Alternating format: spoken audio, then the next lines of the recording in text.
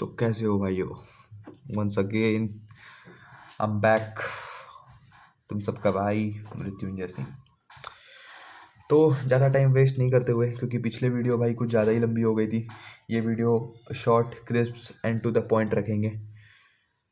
ये वाली वीडियो हमारी है एक टॉपिक के ऊपर जो कि है मॉक टेस्ट। भाई लास्ट के समय में मैटर नहीं करता कि तुमने कितनी प्रैक्टिस की, तुम्हारा कितना सिलेबस था, तुम कितने पे हो, तुम नेगेटिव पे हो, तुम जीरो पे हो, तुम इन्फिनिट पे हो, मैटर नहीं करता तुम नंबर लाइन पे कहाँ लाई करते हो। एक चीज़ जो मैटर करती है लास्ट के मोमेंट पे, वो है मॉक टेस्ट। भाई अगर अभी भी तुम मॉक टेस्ट नहीं दे रहे हो तो मेरी बात मानो कि जेई भूल जाओ, जेई भूल जाओ भाई, क्योंकि जेई तो तुम्हारे हाथ नहीं लगना। इतना मैं लिख के दे सकता हूँ, पेपर में लिखित दे सकता हूँ, ठीक है। ये देखो, ये मैं अभी रफ कर रहा था, अभी जस्ट ये वीडियो बनाने से आधे घंटे पहले मैं मॉक दे के उठा हूँ, ठीक है। And to be very honest, mock देने का भी एक तरीका है। मॉक ऐसा नहीं कि तुम बस दे दिए 3 घंटा का, हाँ एग्जाम है, 3 घंटा एक जगह बैठे, अपनी तशरीफ टिकाए एक जगह और बैठ के 3 घंटा का एग्जाम दिया और 3 घंटा बाद उठ गए। उसके बाद पेपर से तुम्हारा कोई ताल्लुक नहीं, उसके बाद ना तुम पेपर का तुम्हारे से कोई ताल्लुक नहीं और ना ही तुम्हारा पेपर से कोई ताल्लुक है। वो एकदम सबसे वाहियात, सबसे घटिया तरीका है टेस्ट देने का। और आज का वीडियो इसी के ऊपर है कि क्या बेस्ट तरीका है, क्या बेस्ट अप्रोच है कि हम कैसे मॉक लगाएं, जिससे कि अगर हमारी प्रिपरेशन कुछ उतनी खास नहीं भी है तो हम कट ऑफ तो आराम से क्लियर कर जाएं। चलो भाई, अगर और हाँ एक चीज़ मैं श्योर कर सकता हूँ कि अगर जिस तरीका से मैं अभी बता रहा हूँ ना भाई, मैं लिखित दे सकता हूँ कि तुम्हारा कट ऑफ तो, अगर तुम जीरो पे हो, मैं बात कर रहा हूँ, अगर तुम नंबर लाइन में कहीं 20, 30, 40 पे अगर स्टैंड करते हो तो वेल एंड गुड, तब तो तुम अच्छे से एक एनआईटी भी सिक्योर कर सकते हो। लेकिन अगर तुम जीरो पे है, तुम्हें कुछ नहीं आता ना भाई, तो इस तरीके से तुम कम से कम अपना एक कट ऑफ क्लियर कर लोगे, जिससे ना टेंशन फ्री रहोगे तुम अप्रैल अटेम्प्ट के लिए कि हाँ चलो यार, इतना तो मेरे को आता है, इतना तो मैं सिक्योर हूँ कि मैं इतना कर सकता हूँ, मैं इतने के लायक हूँ। और अगर तुम कोई कैटेगरी से आते हो, EWS कैटेगरी, होमस्टेड कैटेगरी, अगर तुम्हारे पास कोई कैटेगरी या फिर कोई कोटा है, तो believe me you gonna rock this way. पक्का तुम फोड़ दोगे इस रास्ते में। तो ज़्यादा बकवास कर लिए, बात करते हैं कि है क्या चीज़ ये। मॉक टेस्ट सब दे रहे हैं भाई, ठीक है। मैं मान के चल रहा हूँ, अगर 14 लाख बच्चा बैठ रहा है ना, 14 लाख बच्चा में से टॉप के 2 लाख बच्चा अभी घस के मॉक टेस्ट दे रहा है, पर जो सही तरीके से मॉक टेस्ट दे रहा है ना, वो बिलीव मी वो 15 से 20 हज़ार, मैक्स टू मैक्स 30 हज़ार है, ठीक है। सही तरीका क्या है तो भैया मॉक देने का? भाई सही तरीका ये है मॉक देने का,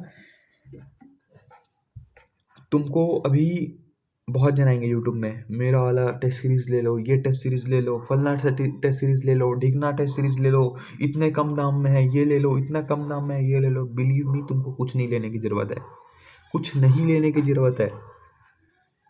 तुमको अगर अभी के समय में कोई चीज़ प्रैक्टिस करनी है ना भाई, तो वो है previous year question. Previous year question उठाओ, शिफ्ट वाइज उठाओ और उसके मॉक लगा दो, एक लाइन से मॉक लगा दो।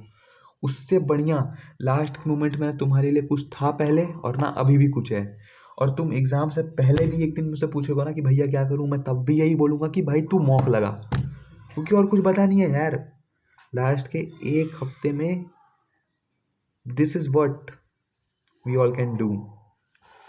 और बिलीव मी, ये सबसे स्मार्टेस्ट मूव होगा अभी के समय में। करना क्या है मैं वो बताता हूँ। जैसे कि तुमको सपोज़ कि देखो 2024 की अगर मैं बात करूं, अभी से अगर लगभग 10 दिन मैं मान के चलता हूं, तुम्हारा एग्ज़ाम अगर 22 को भी है, पहले दिन फर्स्ट डे फर्स्ट शो भी अगर तुम्हारा एग्ज़ाम है, तुम्हारे पास 9 दिन है। 9 दिन में तुम 2024 के अगर 10 शिफ्ट हुए हैं, 27 shift 1 shift 2, 28 shift 1 shift 2, 29 shift 1 shift 2, ऐसे कर करके 1 तारीख तक गया एग्ज़ाम। तो मैं मान के चल रहा हूँ कि तुम दिन में 2 मॉक टेस्ट दे रहे हो। अपना पूरा शेड्यूल बदल दो मेरे भाई, बात मानो अभी भी टाइम है, अपना पूरा शेड्यूल बदलो। तुमको क्या करना है, तुमको ठीक 9 बजे से लेके 12 बजे तक बैठ के अपनी तशरीफ एक जगह टिका के अपना टेस्ट देना है। उसके बाद फिर 3 से 6 बजे तक एक टेस्ट देना है, फिर दूसरे दिन टेस्ट देना है, फिर शाम को टेस्ट देना है। ऐसे कर करके तुमको टेस्ट देना है, और टेस्ट देना ही नहीं है, सिर्फ उसका एनालिसिस भी करना है, ठीक है। जो सवाल बन रहे हैं वेल एंड गुड, जो नहीं बन रहे हैं उसके बाद उसका बनाओ, उसको सॉल्यूशन देखो, ठीक है। उसके बाद फिर दूसरे पे आओ। एक टेस्ट में मान लो कि तुम 75 क्वेश्चन है भाई, तुमसे मान लो कि 25 बन गए, बाकी के 50 तुम क्या करो, बाकी के 50 टेस्ट खत्म होते ही तुम रिवीजन करो वो उस चीज़ को। अब देखो, मॉक से अच्छा ना कोई वे नहीं है रिवीजन करने का, ठीक है। तुम उसका रिवीजन करो। कैसे रिवीजन करोगे? जो 50 सवाल छूट गए थे भाई उसको लगाओ, उसमें जो यूज होने वाले ट्रिक्स हैं, उसमें जो यूज होने वाले ट्रिक्स तो नहीं, जो कंसेप्ट बोलूंगा मैं, जो कंसेप्ट्स हैं उसको एक जगह पे लिखो, उसको टाइम टू टाइम रिवाइज करो, ताकि जेई मैन में पहले भी बोल चुका हूँ भाई, कंसेप्ट रिपीट होते हैं, कंसेप्ट रिपीट होते हैं, ये एडवांस नहीं है, ये मेंस है। मेंस में कंसेप्ट रिपीट होते हैं। एनटीए के पास इतना समय नहीं है कि वो तुम्हारे लिए नया नया कंसेप्ट ला के दे भाई।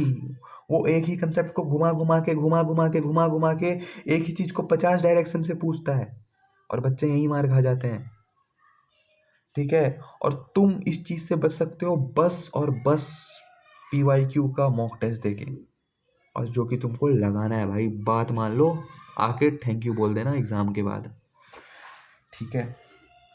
जैसे कि देखो, पहले टेस्ट में यार मार्क्स नहीं आएंगे, 50 60 100 पार कर रहे हैं तो वेल एंड गुड, ग्रेट। उसके बाद तुमको क्या करना है, उसका एनालिसिस करना है। एनालिसिस मतलब क्या? जो राइट हुआ, जो सवाल सही बन गए वो तो सही बन गए। मान ले मैं टेस्ट दिया, मैं 75 क्वेश्चन होते हैं, 75 क्वेश्चन होते हैं टेस्ट में, मेरे सही बने 25, भाई मेरे 25 सही बने, कुछ नेगेटिव मार्किंग हुए, तो सबसे पहले तो मैं नेगेटिव मार्किंग वालों पे जाऊँगा। क्यों? क्योंकि भाई मुझे लगता था वो मुझसे बन जाएगा, पर मेरे से बना नहीं। मतलब कहीं ना कहीं वो कंसेप्ट मुझको आता था, तभी जाके मैं उस पर टूटा सवाल पे, तभी जाके मैं सवाल पे हाथ मारा।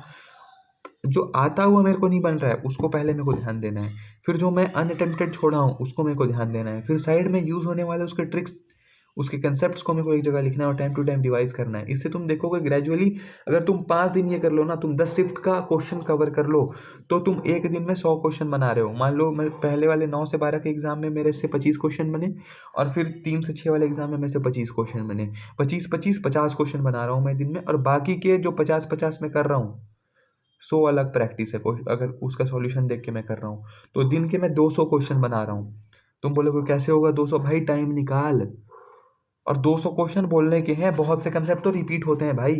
और अगर एग्जाम से 7 दिन पहले भी ना 200 क्वेश्चन तेरे से नहीं बन रहे हैं तो लिख के ले ले, तेरा कुछ नहीं होने वाला, ठीक है। 27 28 29 सारे के सारे सिर्फ चाट जा भाई, तुझे कंसेप्ट लिटरली तेरे को आंसर याद होने चाहिए। तू कह रहा है, अगर तू बोलेगा कि भाई आप तो रटने को कह रहे हो, तो हाँ भाई कह रहा हूँ, रट जा, रट जा यार। अगर सिलेक्शन मुझे नेटफ्लिक्स देख के भी मिल रही है ना, तो मैं नेटफ्लिक्स भी देखूंगा। ये वाला जोश ले आ। लास्ट के 1 साल नहीं पढ़ा, 2 साल नहीं पढ़ा, 11th waste, 12th waste, drop year waste, अगर अभी नहीं सुधरा ना भाई, ये लास्ट चांस है। इसके बाद तो इस टॉपिक पे मैं भी वीडियो नहीं बना रहा हूँ। ओ ऊपर वाला मालिक है भाई फिर तो तेरा।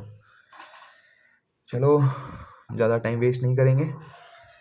ये कुछ डेटाज हैं, मैं डेटा भी टेलीग्राम पे अगर तुम चाहोगे तो मैं दे दूंगा। 27 का शिफ्ट में कितना मैं 99 परसेंटाइल बना था, देखो 90 परसेंटाइल 27 के शिफ्ट में कितने में बना था, 91 कितने में बना था, ये सारा चीज़ का मैं डेटा तुमको दे दूंगा, अवेलेबल करा दूंगा यहाँ पे।